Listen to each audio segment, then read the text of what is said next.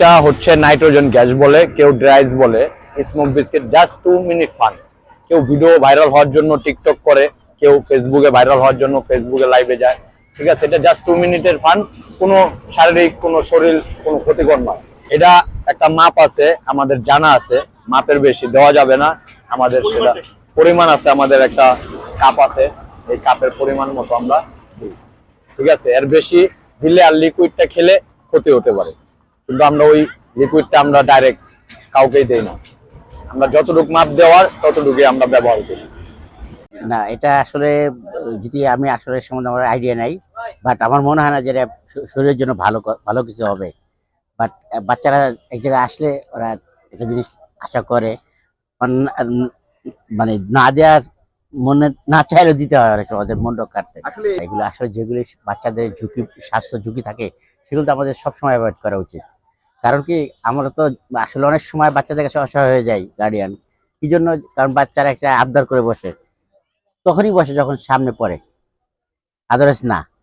যদি এই জিনিসগুলি সামনে না থাকে, বাচ্চারা যে ক্ষতিকর যেসব জিনিস আছে আমাদের, সেগুলো যদি বাচ্চাদের সামনে উপস্থাপন না করা হয়, তাহলে কিন্তু কখনোই এগুলি বাচ্চারা চাবে বা চিন্তাই করবে না। প্রশাসন তো আমাদের অনেক কিছুর ক্ষেত্রে দরকার আছে। যখন যে কোনো মেলা বা যে কোনো এই ধরনের উদ্যোগ নেওয়ার সময় সবাইকে খেয়াল করতে হবে যে, বিশেষ করে শিশুদের ক্ষেত্রে, যে তাদের জন্য কোনটা ভালো কোনটা মন্দ, তাদের স্বাস্থ্যের কথা চিন্তা করে প্রথম থেকে এটা উদ্যোগ নিতে হবে। কারণ আমরা পারবো না, কারণ আমরা যারা সাধারণ জনগণ, আমরা তো বললাম অসহায় হয়ে যাই। কারণ এখানে যদি না থাকে উপস্থিতি, তাহলে আমরা ওদের কোনো চাওয়া পাওয়া নাই। আর যখনই থাকবে, সামনে থাকবে, দেখবেন বাচ্চারা চাবে, আপনার না দিয়ে পারবেন না। আমরা মেলায় আসছি, মেলায় আসার পর দেখলাম গেট থেকে ঢোকার পরই এই যে একটি স্মোক বিস্কিট নামে বা এরকম কিছু একটা এখানে বিক্রি হচ্ছে, যেটি তৈরি হয় লিকুইড নাইট্রোজেন দ্বারা।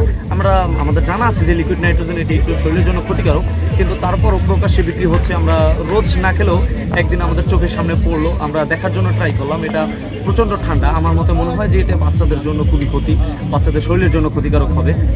তাই আমি মনে করি এটি প্রশাসনের দৃষ্টি আকর্ষণ করা উচিত, যাতে এগুলো মেলা প্রকাশ্যে বা যে কোনো জায়গায় প্রকাশ্যে বিক্রি না হয়। এগুলো প্রকাশ্যে বিক্রি করলে বাচ্চারা আবদার করে খাওয়ার জন্য, এই বাচ্চারা যদি আবদার করে খাওয়ার জন্য, তখন না দিয়ে কোনো উপায় থাকে না। তো এগুলো যদি প্রকাশ্যে না থাকে তাহলে আর এগুলো বিক্রি হবে না, বাচ্চারা চাবেও না, তাদের শরীরেও ক্ষতি হবে।